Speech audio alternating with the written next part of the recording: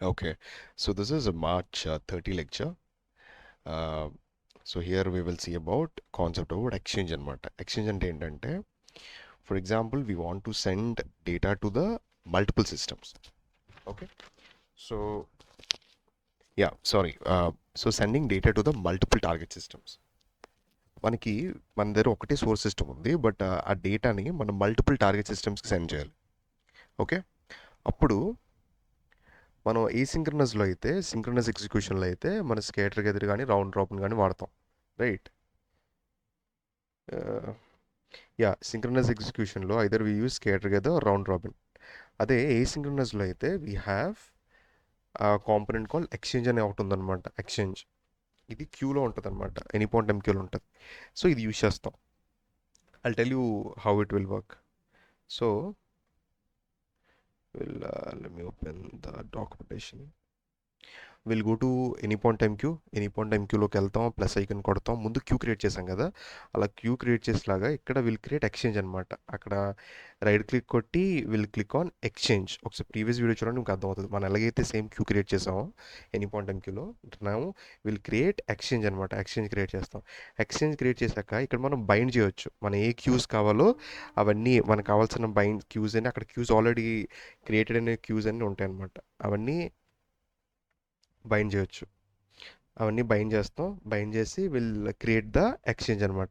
Exchange create చేస్తాం. Same మన క్యూకి వచ్చినలాగే ఇక్కడ డీటెయిల్స్ వస్తాయి. ఈ ఎక్స్చేంజ్ నేము, ఈ ఈ ఎక్స్చేంజ్ నేము, దీని URL and client ID password details కావాలి. ప్రీవియస్ వీడియో చూస్తే మీకు అర్థమవుతుంది. ఓకే, సో అది వస్తుంది. అది వచ్చిన తర్వాత మనం ఇన్పాయింట్ ప్లాట్ఫామ్లోకి వస్తాం. ఇక్కడ ఇక్కడ ఇక్కడ చేయాల్సింది ఏం లేదు. జస్ట్ సింపుల్గా మనం ఏదైనా ఒక క్యూకి సెండ్ చేయాలంటే ఏం వాడతాం? If you want to send some data to the queue, will use publish component కదా. సో పబ్లిష్ కాంపనెంట్లో just drag and drop publish. Okay, publish subscribe అవసరం లేదు.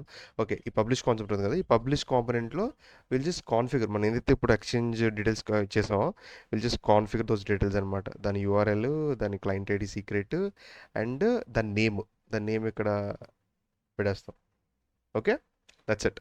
సో ఇప్పుడు ఏమవుతుంది, మనం రిక్వెస్ట్ దీనికి వస్తుంది. దీని రిక్వెస్ట్ వచ్చి మనం ఎక్స్చేంజ్లో అక్కడ ఏదైతే క్యూస్కి మనం లింక్ చేస్తామో ఆ క్యూస్ అన్నిటికీ ఈ మెసేజ్ వెళ్ళిపోతుంది అనమాట. If you want to send data to the multiple queues, we will use as approach.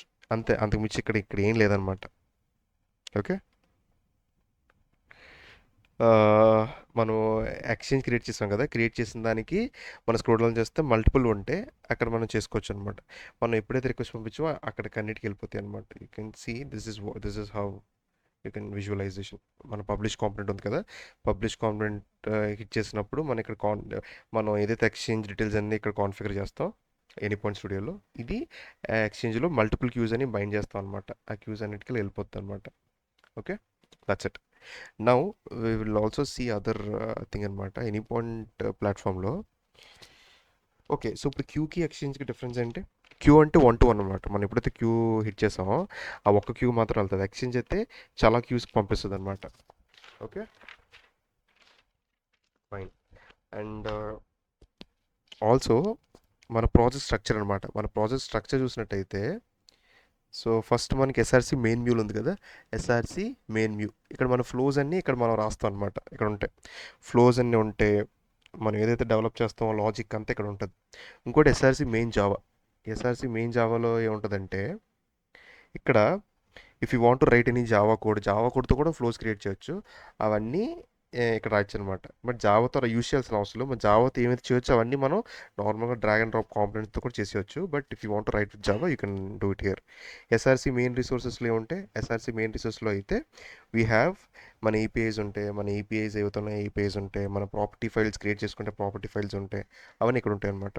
ఇంకోటి ఎస్ఆర్సి జావా టెస్ట్.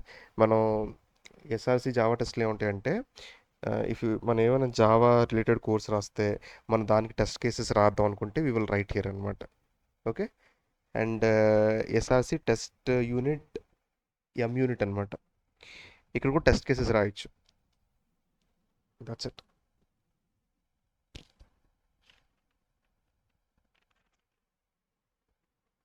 ఇంకేమైనా మిస్ అయినా? Okay. That's it. Thank you.